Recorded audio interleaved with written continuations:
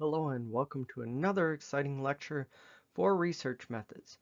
In this lecture, we're going to talk about APA and how to write an academic paper. The learning objectives for this lecture are to identify an academic source, correctly cite a source, identify the parts of an academic paper, and be able to write up a references section.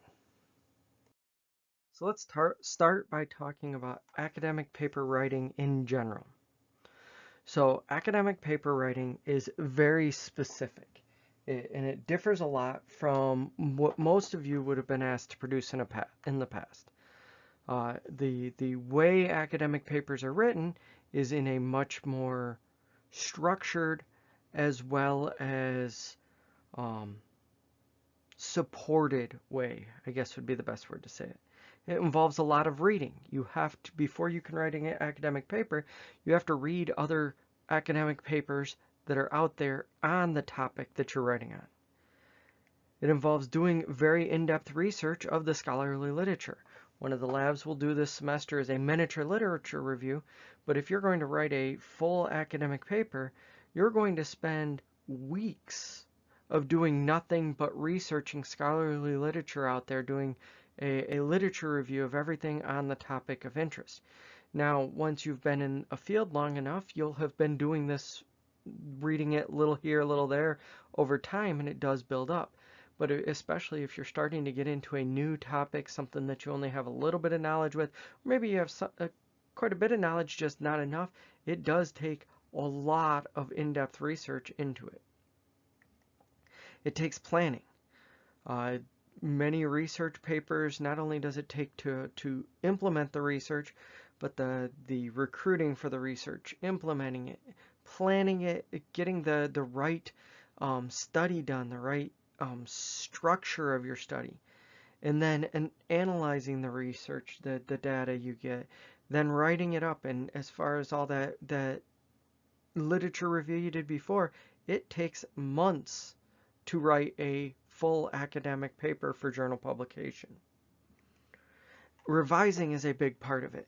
So quite often when you do papers, you'll write them once, maybe revise it once and submit it. But when you're submitting something for an academic journal, you'll revise it 5-6 times before you submit it, giving it to various different people to have them look over to see if you missed anything, and then you submit it, and then you get it back and they want revisions themselves. So revising is a big part of it.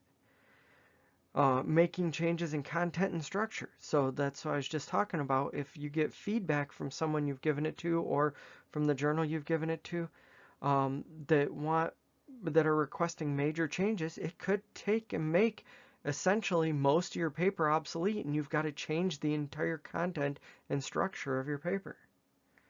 And then that comes to the rewriting part. It takes writing, revising, rewriting, writing, revising, rewriting.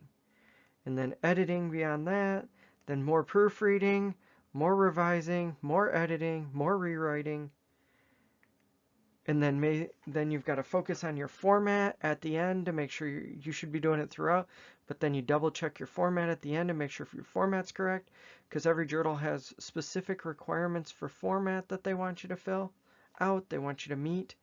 Most of them use an APA or an APA style formatting, but they could be slightly different from that.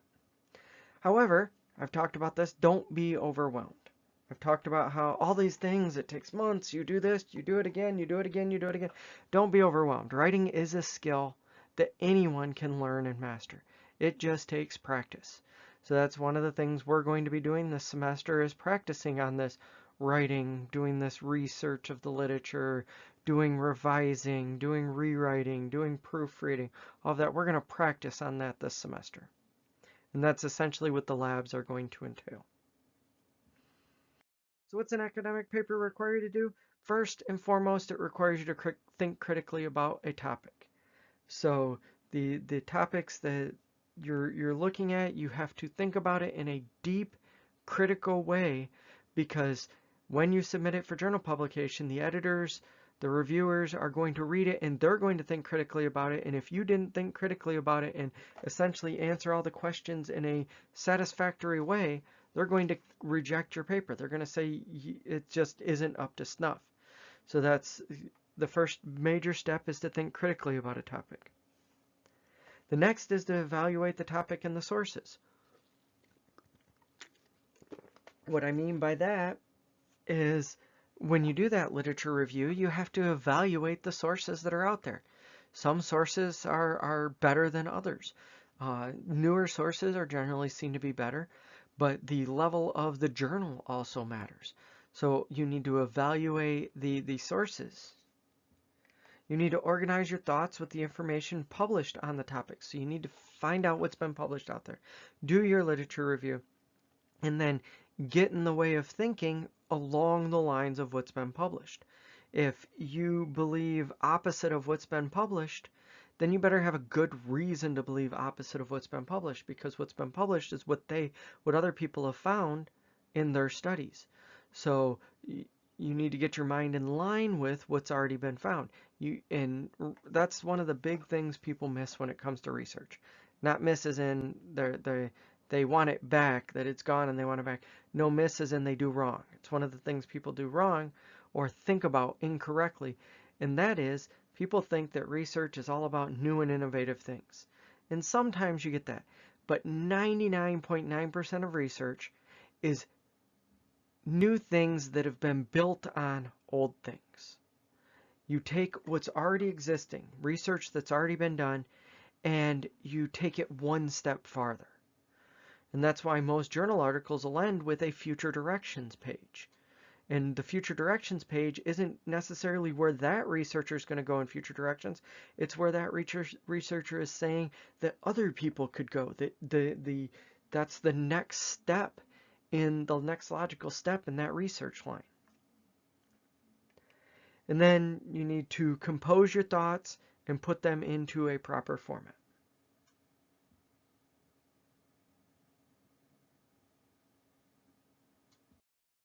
So let's look at how to do sources, and that's for papers in this class. So APA citations are required.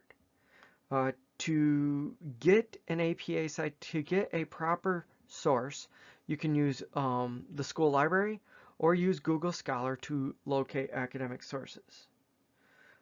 When writing research papers, not only will you be searching for information, but you'll be evaluating the sources for credibility. An academic paper is more credible than a non-academic paper. So the sources you use for this class, the minimum amount of sources for your papers that I stipulate are all academic sources.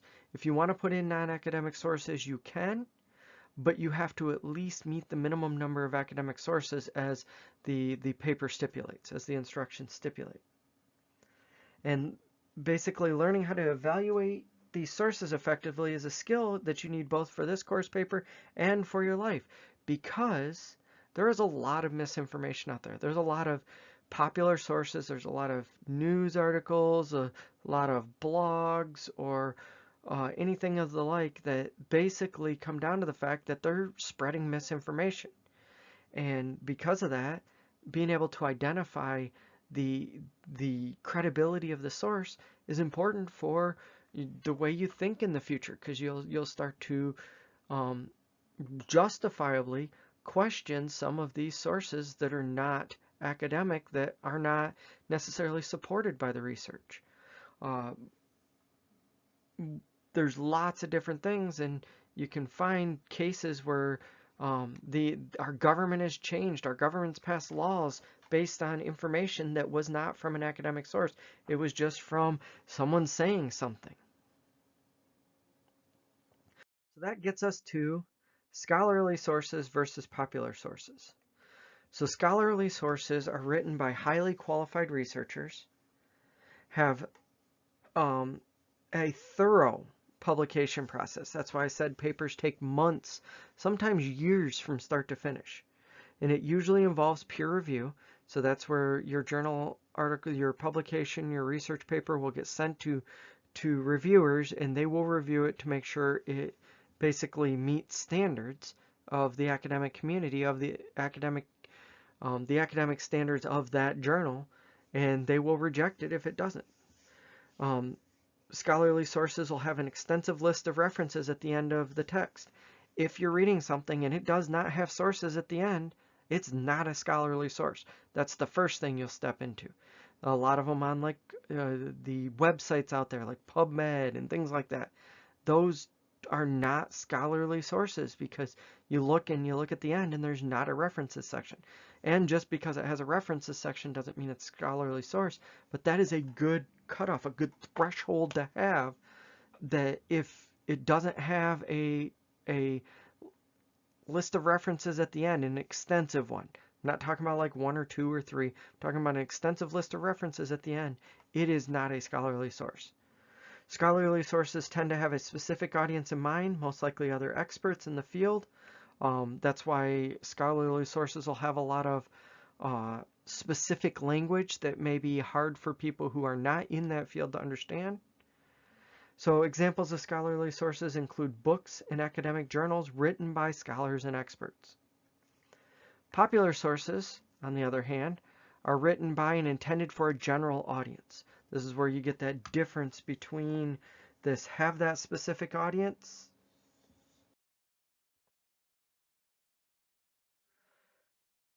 So the slide changed on me, and to go back and re-record it is difficult. But to finish what I was saying there, that popular sources, they're written and intended for a general audience, not for a specific audience. They tend to be not peer-reviewed. They don't usually include a references list, though they can sometimes. And popular sources, the examples of that are like from books, magazines, websites, blogs, that type of thing, where you get these just articles about something that are basically intending to go towards this general audience. But for this class, you must use scholarly sources. And if you're unsure whether what you're reading is scholarly or not, ask yourself these questions. Who is the intended audience? If it's just general public, then it's probably not a scholarly. Does the author have credentials? Are they just someone who's writing on a topic, or do they have a PhD in the field? And it doesn't necessarily have to be a PhD, but do they have credentials in the field?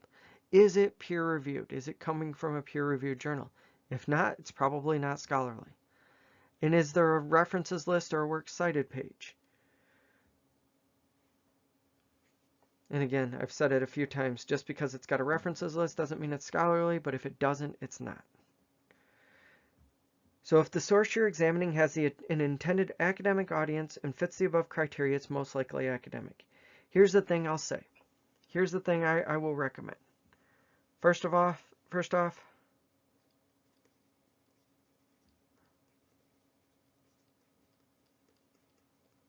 scholar.google.com.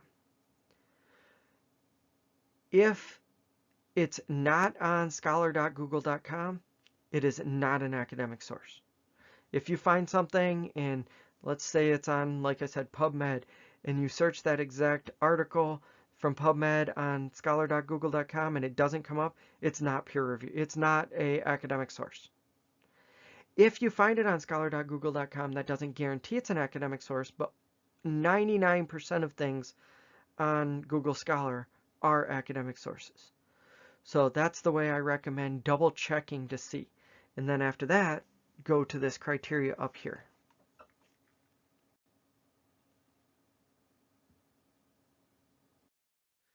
So what do you do once you've found these sources? So you've found out that what you're reading is an academic source. Now you need to find out if it's going to work for the research paper you're intending to use. So what should you do? First, this is a skill as well. Reading academic articles is a skill that I recommend each and every one of you learn, especially if you plan on going to grad school. So let me tell you about a normal week in grad school. A normal week in grad school is on Monday you've got a class. And it's just one class that day. But for that class you had to read 2 textbook chapters and 5 research articles. And the research articles are each about 30 pages, 15 to 30 pages long.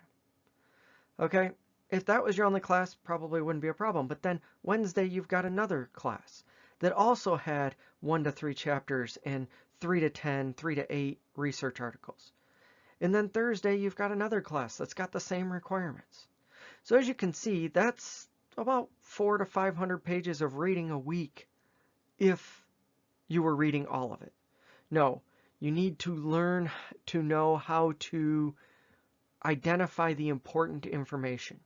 There are certain journal articles that, especially ones that are really relevant to the research you're doing or the field you're in or the paper you want to write. If it's very relevant, reading every word in that article may be beneficial. But for the most part, when it comes to these, you should read the abstract. If the abstract sounds interesting, read the headings and subheadings. Look over the charts, the statistics, the graphs. That's important. Read your references list. The references list is one of the most handy parts of a journal article because let's say that article that you're reading is related to what you want to do, but not that close. You go to that references list and you may find another article that's closer to, or you may find 5 or 6 more articles that are related to what you want to do. Then it's good to read introductory and summary paragraphs and then skim the body. Don't read all of it. There is not enough time in the world to read all of the journal articles out there. Skim them. Make sure you're getting the important stuff and make sure you're using an academic source, and then you're good. And again, this is a skill you can learn. This is a skill that takes practice, but it's a skill you can learn to get through journal articles in a much shorter amount of time.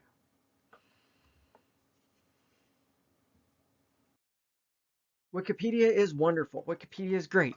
Wikipedia is awesome. I'm going to tell you to use Wikipedia because Wikipedia is a free online encyclopedia, but like other encyclopedias, it can provide valuable information about certain topics. However, unlike encyclopedias, the pages can be edited by anyone, which means sometimes the information is not reliable. So while I recommend using Wikipedia, and I recommend, one of the reasons I recommend it is because most articles have sources, go to those sources because those sources at the bottom of a Wikipedia page are almost all academic sources. Not all of them, but almost all academic sources. So take and go to those academic sources, and then you can find an academic source. Wikipedia itself, however, is not acceptable to use as one of your sources. I recommend using it, I recommend going to it, I recommend reading it, but then you need to use it to get to academic sources, not use it as an academic source. So yeah, at the bottom of most pages you can find a list of sources. Most of those are academic, so use those for your paper. Go to those, read and skim those.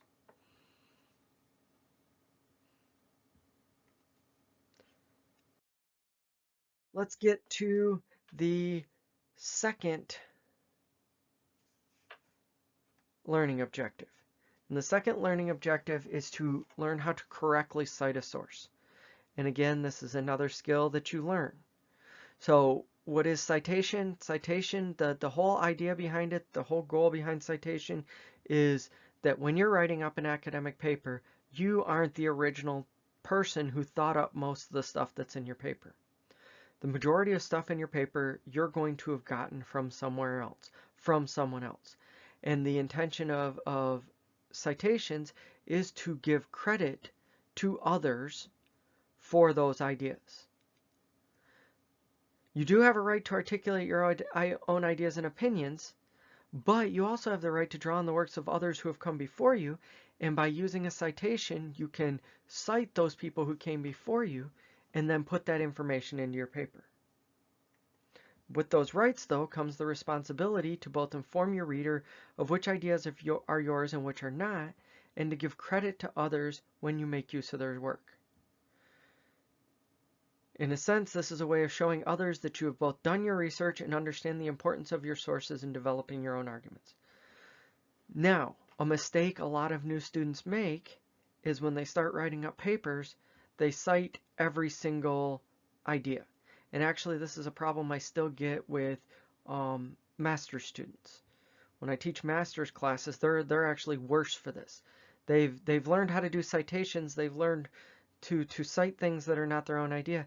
But what you end up reading from them is a paper that's just citation after citation after citation after citation, and nothing is their own ideas. So don't fall into the trap of just using other people's work. You still need to put in your own thoughts and ideas and opinions, but intermixed with that, you need to cite the works of others that maybe led you to that thinking. So you must provide an in-text, not just a listing in the references section. And then I'm gonna emphasize this now. If you have a article in the references section, it has to be in the text. If it's in the text, it has to be in the references section as well. They have to line up 100%. So you put an in-text citation and then you put that article in the references as well. So you need to provide an in-text citation including the page number when you're paraphrasing or quoting word for word, or if you're using statistics that you obtained from a source. So that's the only time you're going to use page numbers is when you're paraphrasing or quoting, and I'm going to tell you in just a minute not to do that, or when you're using stats directly. So when writing out the citation in the text, you can introduce authors with an and before the last author, followed by the year of publication. So let's say you're citing Wegener and Petty. You would say research by Wegener and Petty. That's where that and comes in because it's not in parentheses. 1994, you put that in parentheses, the date. Supported, and then this over here you would put what they supported, what they said. You wouldn't put it word for word. I don't want you using quotes word for word unless it's extreme or extenuating circumstances. I'll talk about that in just a minute. But you need to put this in your own words and say basically what they found. Another example is you can put the statement first. You can put what they found first, followed by at the end of it, you put, so here that the statement where the three dots are is after, here it's before. So in that, after you've put the statement that they said, you put that in parentheses and you've got an ampersand instead of the and then a comma and the date. These are two different ways to cite the same thing. One, you put the people you're citing first with the date, and you introduce it basically with that, and then you say what they found. Or you do it the other way, you say what they found, it was found that blah, blah, blah, blah, blah, and then you put the journal, the authors after.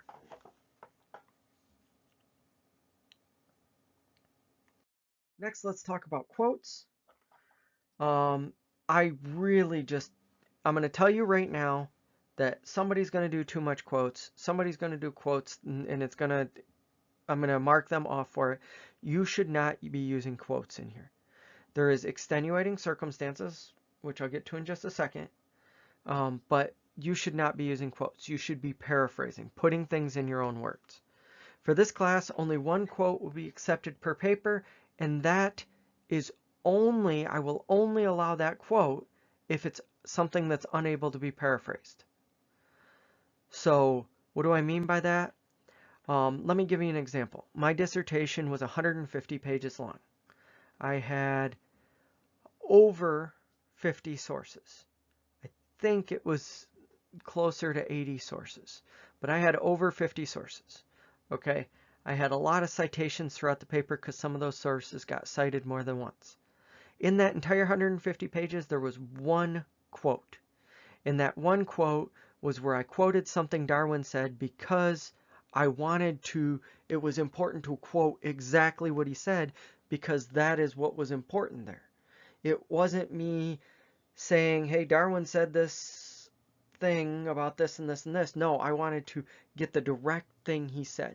It was a short, like 8-word quote, and that was my only quote out of 150 pages. You should not quote. It's very extenuating circumstances for doing quotes.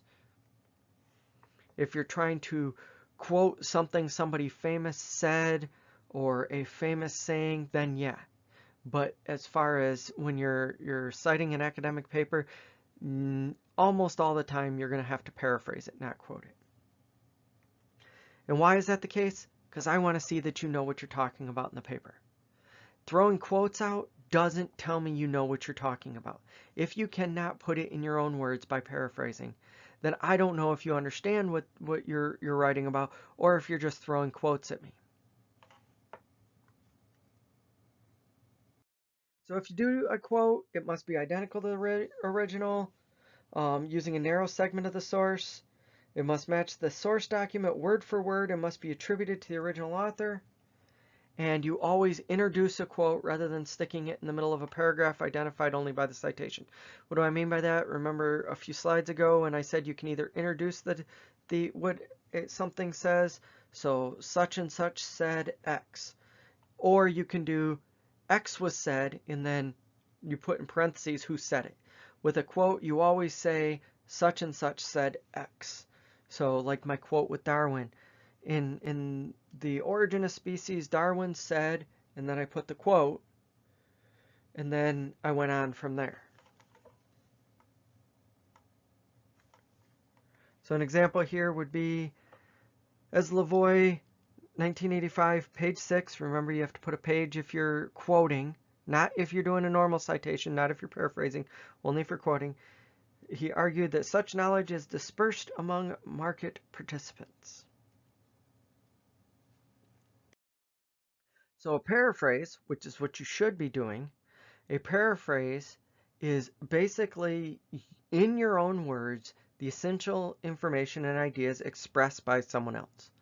So you're presenting in a new form what someone else said.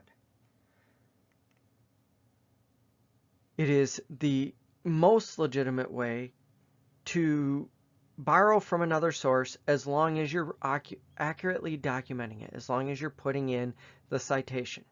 So when you paraphrase someone else, you're putting what they said in your own words, but you're taking their ideas, then and you cite it, then it is a legitimate way to borrow from that source, borrow their information.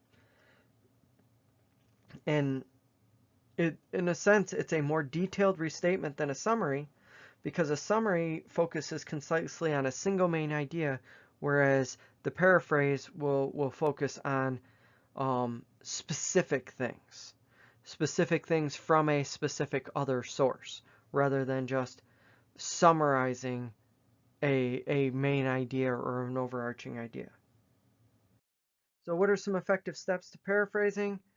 First, reread the original passage until you understand its full meaning. You cannot paraphrase something. You cannot put something in your own words that you don't understand. You can try to, but then you're going to say it wrong, and then you're not properly conveying the information. So make sure you understand the full meaning of the original passage. Then set the original aside and write your paraphrase. Without using the other for a minute, write your own paraphrase. Then go back and check to see if what you wrote is similar enough to the original to make sure that you're accurately expressing what the original said, but in new form. Then you record the source, including the page, so that you can credit it easily if you decide to incorporate the material into your paper. So when you're doing a literature review, this is one of the things you'll do, is you'll look through and make sure that when you're looking at articles, that you're writing all that information down, so when you cite it later, you have it there. So let's get to some examples.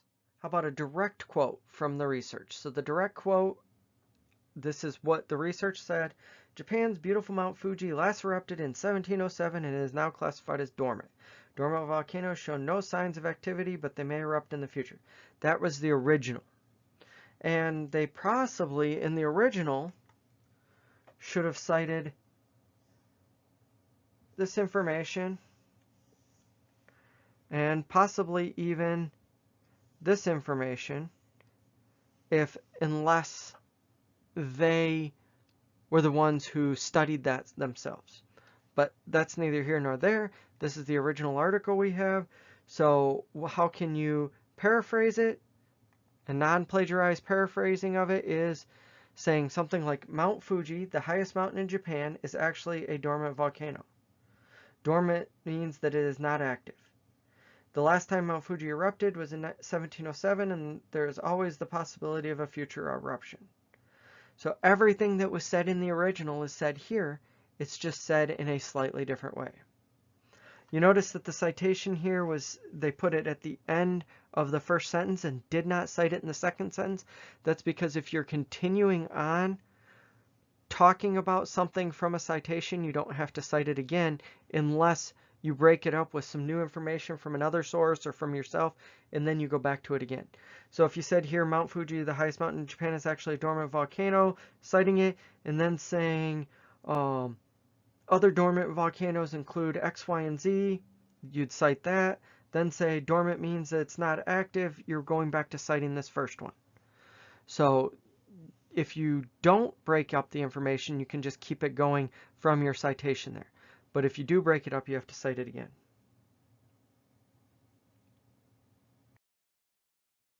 So another way to paraphrase, or some different ways. So we just looked at one, however, let's look at some more. So while reading an article, I learned that group exercise is more effective at reducing the symptoms of depression in older adults compared to when they exercise at home. So there's several ways that I can then say this. I can say, according to a 2015 study conducted by Heinzel et al., group exercise is more effective at reducing the symptoms of depression in older adults than when they exercise at home. So in this case, this 2015 is not in parentheses because it's said in such a way that it's part of introducing or leading up to. But you're still doing the date and the author first as an introduction. Another way, a study conducted by Heinzel et al. In 2015, this is the way you'll see it most of the time, by the way, showed that group exercise is more effective at reducing the symptoms of depression in older adults than when they exercise at home. Again, these are still in their own words, similar enough to the original, but in their own words. But now you get this all as one block, and this is probably the most common way you'll see sources in literature. Another way is to put it at the end. So group exercise more effective, blah, blah, blah, blah, blah, and then at the end you have Heinzel et al. 2015. Et al. Just means, so anytime you have too many authors, you're going to put et al. Instead of listing all of the authors. You'll have to look at the current APA rules because it changes from year to year, but look at the current APA rules for how many authors you list. I believe right now it's 3. You list up to 3. It might be 2, but I believe you list up to 3. They might have even gone insane and gone to 5. Yes, I say insane because as someone who writes articles, it's a PETA to put the more authors there is. But go by the current APA rules, and you have to put the number of authors that is required by APA. If it's more than that many, you put the first one in et al. So you either hope it's 1, 2, or a lot, so that you can do et als. And then at the end of your paper, in the references section, you need the full references citation for that journal article. So in this case, Heinzel, Lawrence, Callies, Rapp, and Heisel, 2015 in parentheses, using exercise to fight depression in older adults, a systematic review of a meta-analysis.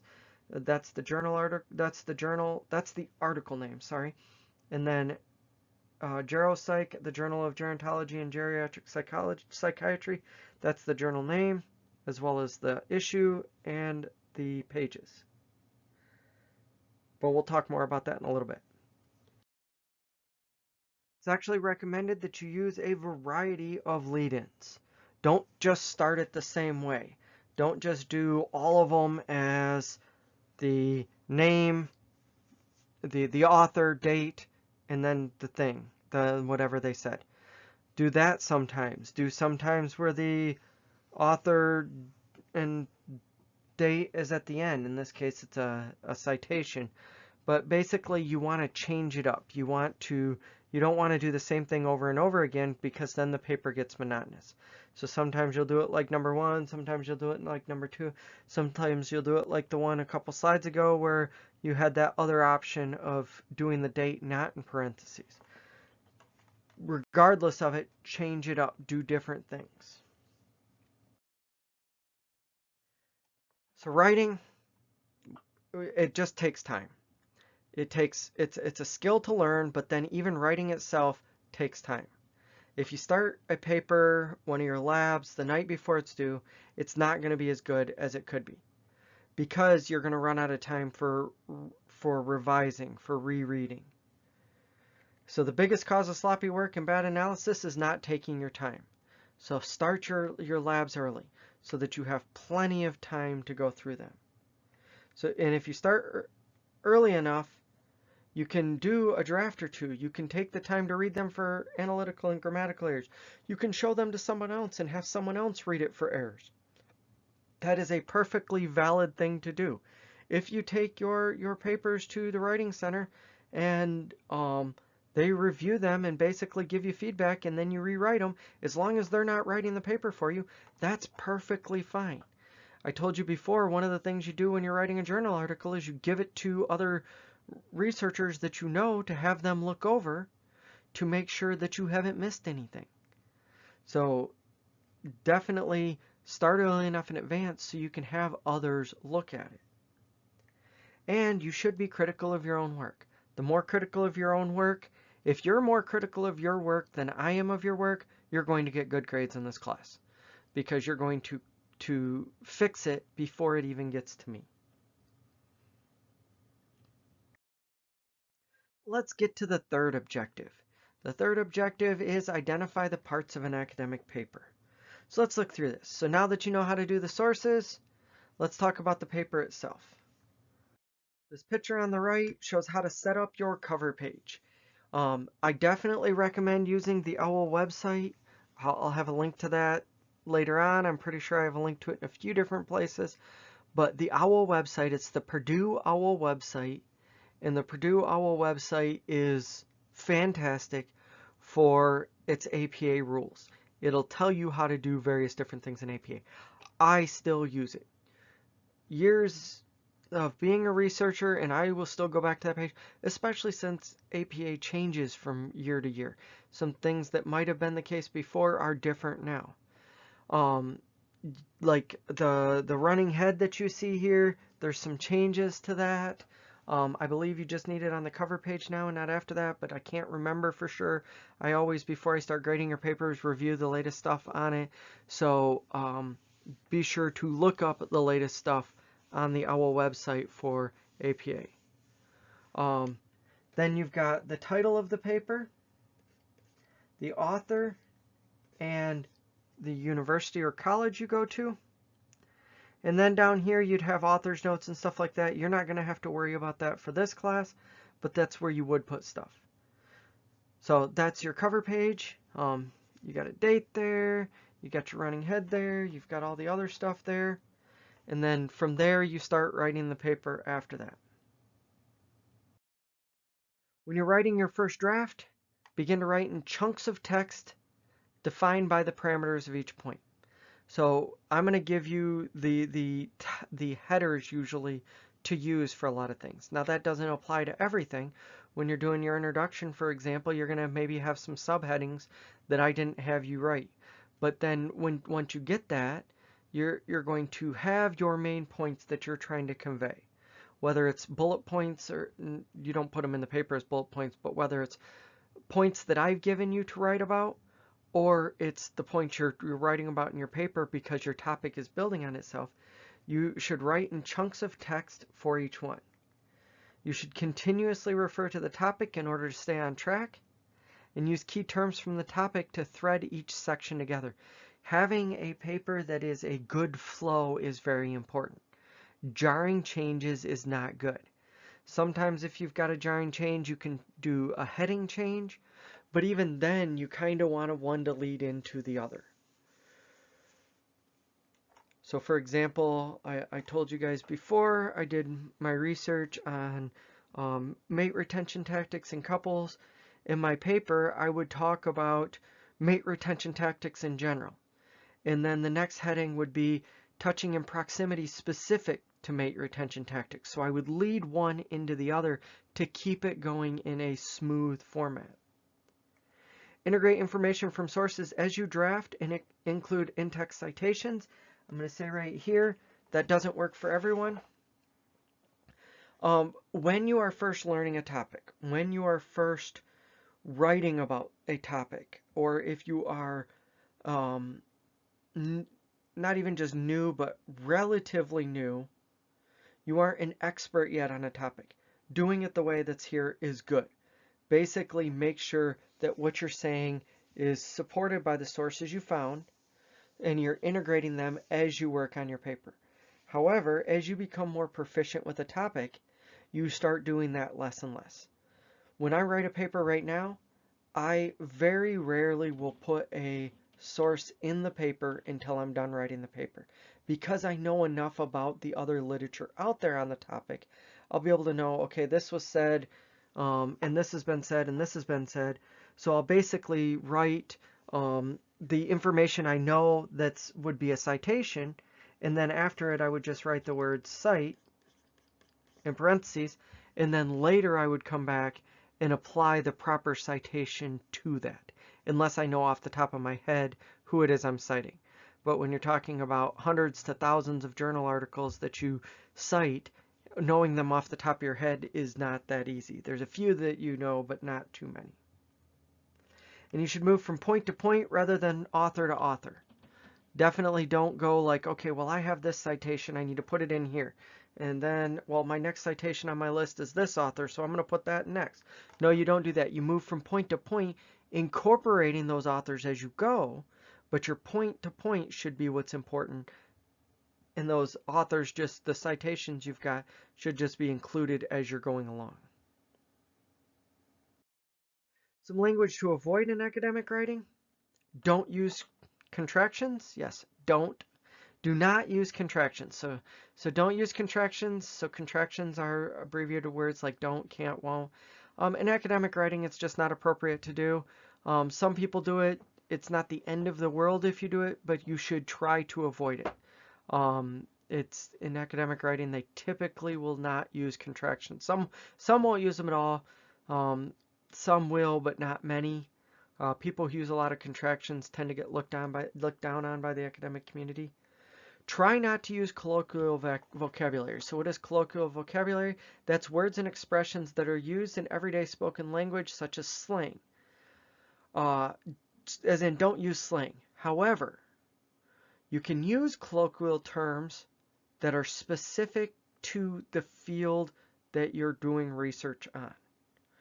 What do I mean by that? I mean, let's say you're in the field of pain drugs and you're pain relief, and there's specific words in that field that relate to pain relief that are colloquial, meaning they're just used in that field.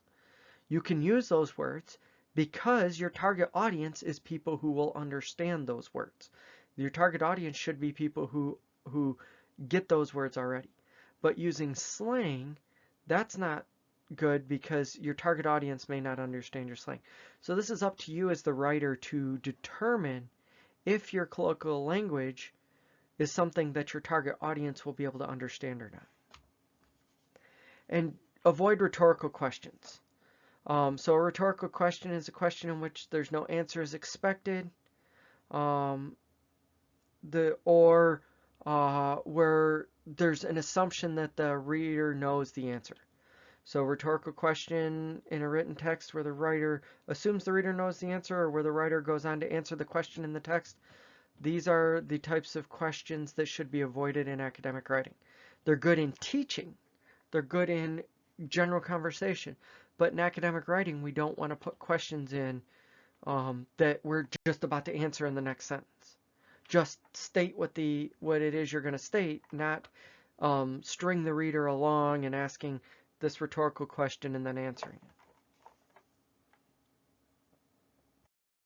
Okay, as far as the parts of the paper, introductions and conclusions are probably the most important because, as I said before, what do you do when you're reading an article? You read the introduction, you read the conclusion, and you skim the rest of the paper.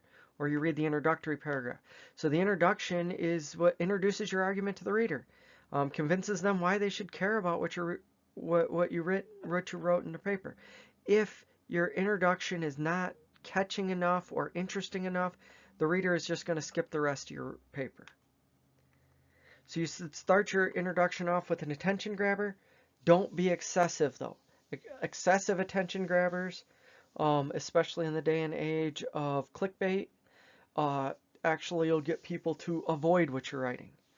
So do it attention grabbing enough to grab their attention, and provide background information about how significant your topic is. You should introduce the subject, give some definitions of key terms, and end your introduction with a thesis statement about what you are researching. Then your body paragraphs is going to be, each body paragraph is going to be basically a topic. So start each body paragraphs with a topic sentence. So the topic sentence should present the main idea of the paragraph and express your viewpoint, and then the rest of the paragraph will go on after that to support the topic sentence. So it'll give additional supporting ideas, specific details, interesting facts, statistics, clear explanations, relevant examples. It's rare for you to start a body paragraph with something you cite. It's more of you're just talking about something and then you support it with the supplemental paragraph sentences after that. So all supporting sentences should be logical and connected. And then you should finish each paragraph with a concluding sentence where you put it in your own idea, not a citation, where you should be basically reviewing the key points that you've discussed in that paragraph and emphasizing basically your thesis statement and how that applies to what you're doing. And it should prepare your audience to the point that you are going to discuss in the next paragraph. So it should lead into the next paragraph.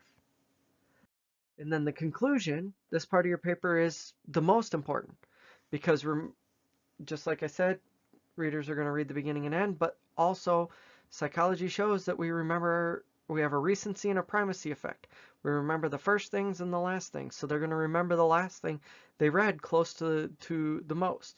And it's your last chance to make an impression. How can you achieve that?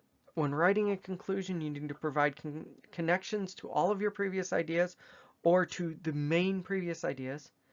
Briefly summarize your findings or restate your thesis. And important, you shouldn't include any new information. In the discussion part of your paper, you might include future directions, things like that. But if in a normal short paper, you shouldn't do any new information in the conclusion, and you should finish your essay with strong concluding statements that your readers will remember. And this gets us to the references section, which comes after the paper. You need to do a page break before the references section. That's important for formatting. And the learning objective, how to write up a references section. So all lines after the first line of an entry in a reference should be indented 1/2 of an inch from the left margin. Essentially, it should look like this for text. You should have the text here, then it should be indented after the first. References should be alphabetized by the last name of the first author of the work. If there's more than one article with the same last name, you go of the first author, you go to the second author. If all authors are the same on 2 different articles, you go by the date with earlier dates first. If the date is the same, you put a little A and B next to the dates for the different ones. I doubt you'll get to any this semester, but it's something that just to be aware of.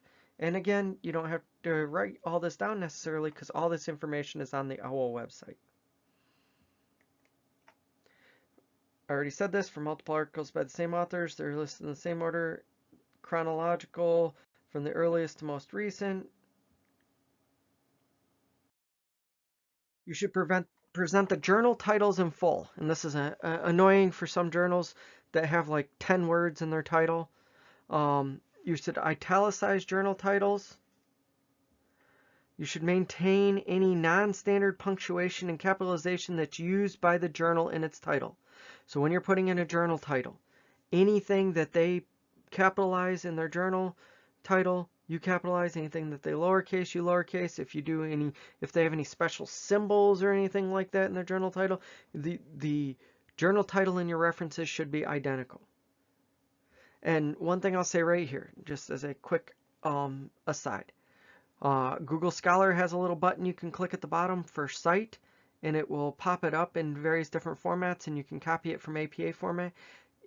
Double check it though, because it's not always right. But that will get you the first steps. That will get you most of this done. You should then, in the title of the journal, capitalize all major words. Note that this differs from the rule of titling other common sources like books, reports, web pages, and so on, described above. So, in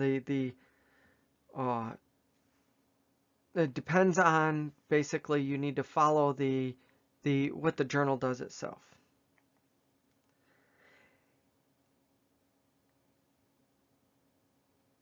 Then capitalize the first word of the title and subtitles of the journal article, as well as the first word after a colon or dash. So when you're talking about a journal article, not just so this is the journal article, not the title of the journal. So the journal article, you're going to capitalize the first word, and then you're going to capitalize the first word after the colon and any proper nouns. So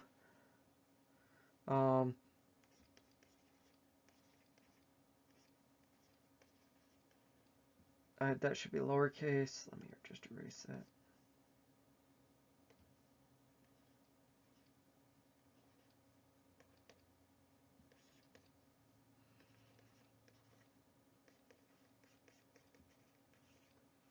So the blue sea, a new telling. If the blue sea isn't the title of a proper noun, if it isn't the title of something, it's just, that's what they said. The blue sea, you capitalize the first letter, and you capitalize the first letter after the colon. But notice everything else is lowercase. If blue sea is the name of, let's say, a book, you would then capitalize this as well, blue sea, because it's they're a title of something.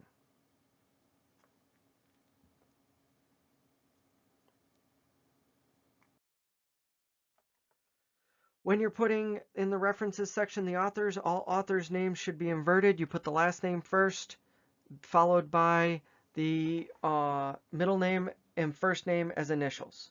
So for me,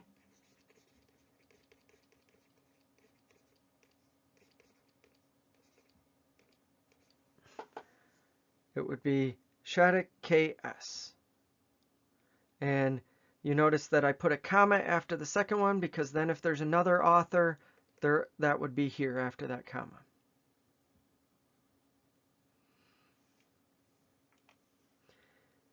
Give the last name and first and middle initial for all authors up to including 20 authors in the references section now. It used to be 5 in the references section, then you did et al. Some people were getting upset when there was like 7 or 8 authors that their name wasn't getting said. So now APA formatting says do 20 authors. That is crazy. Use Google Scholar. Hopefully the citation there is mostly, if not completely correct. Again, like I said, double check it, and that'll put in most of it for you. Separate each author's initials from the next author on the list with a comma, and then use an ampersand before the last author. So let's look at what it looks like with a single author. With a single author, it's just the last name followed by the first, followed by initials. Sometimes you're only going to have one initial here, sometimes you're going to have 2. Depends on whether they use a middle initial or not. If they use a middle initial, you'll have 2. If they don't, you'll just use 1. But it's the last name followed by the first initial going on into the date. Then it looks like, yep, this one is a book. So because it's a book, it's italicized. On being included, racism and diversity in institutional life. You notice they're capitalized there and there, but other things are not.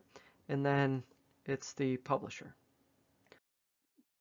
If there's 2 authors, you do the first author's last name, then initials. In this case, there's 2, then the ampersand, then the second author's last name, then the initials, then your date, the name of the article. You notice that it's capitalized there, but this is not. This is a name of something, so it's capitalized.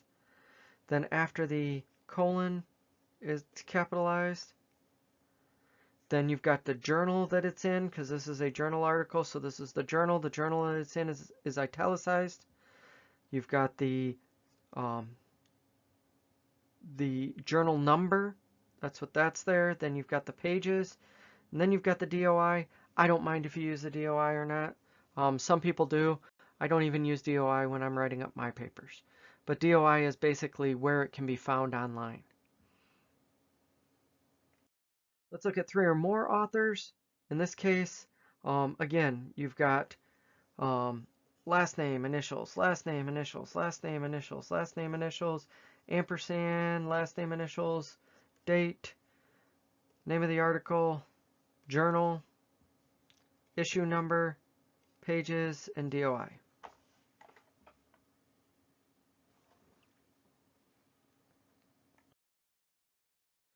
So after you've done all of that, these are things you should go back and do. Double check your work. Make sure all words are spelled correctly. Use an online dictionary if unsure. Use a spell checker. But double check even that, because sometimes you spelled something correct for the wrong word. You spelled it incorrect, but it's not marked because it was the wrong word. Make sure you capitalize the beginning of each sentence and all proper nouns. Make sure you did proper punctuation. This is an academic writing class. If you're not using proper punctuation, it's going to be an issue and you're going to get marked down for it. Make sure you use correct grammar. Did you answer all the topic questions? Go back and look at if there's a rubric. Double check on the rubric to make sure you've met all of what's on the rubric. Did you fulfill all the requirements? Did you include an introduction and conclusion? Did you use the right type of font, the right size, the right line spacing, the right margin requirements? Since you're going to be pasting these in, some of those might get changed, but at least on your paper it should have all of that correct. Did you paraphrase all content and use your in-text citations properly? If you used a quote, did you use a citation and a page number? Hopefully you didn't use a quote though. Read them out loud. Do your sentences make sense? Does the paper flow well? Did you include a references page? All of that is stuff you should double check. And then final things, where to get help? Go to professors, go to librarians, go to writing tutors, go to content tutors. Look at research papers for how they're written and model yours after how other research papers are written.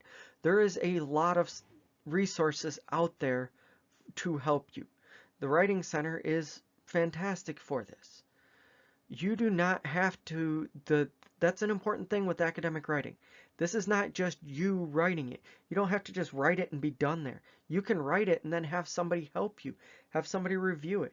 As long as you're the one writing it, getting help from others is perfectly fine. And there are some resources that can assist you. The OWL website, so the Purdue OWL, so it's owl.purdue.edu. But the OWL website is fantastic for figuring out how to do APA. It might take you a little bit of time, a few minutes to learn how to navigate their page, but once you learn how to navigate their page, you'll keep going back to it when you write other papers to learn how to do everything, because they've got all of the rules for how to write an academic paper with APA style. They've got the other formatting styles too, but APA is the main one. If you can get access to it, Grammarly.com. Even the free Grammarly is good. If you can get access to the paid Grammarly, even better. But run your paper through Grammarly and it will make suggestions. It will make a bunch of suggestions that you may not want to do, but it will make some major suggestions, so be sure to look that over and you're hitting on the major ones. It might tell you, hey, you're using this word too much, or you're using this incorrectly. One of the things like Microsoft Word isn't going to catch is unclear antecedents. Grammarly will catch those. What is an unclear antecedent? An unclear antecedent is where you say, where you start a sentence with, let's say you're talking about a few different things, and then you say to someone, that would be good. Well, what is that? It's an unclear antecedent. You weren't in, if it's directly flowing from the previous sentence where you explain what it is, it's fine. But if it's something you talked about earlier, or even not just directly before, but maybe a sentence before that, or there's the possibility that it could be two things you're talking about, you need to be clear. So Grammarly will check things like that. So in review for this lecture, you should be able to now identify what an academic source is. You should be able to correctly cite a source. You should identify the parts of an academic paper, and you should be able to write up a references section. Thanks, come on back.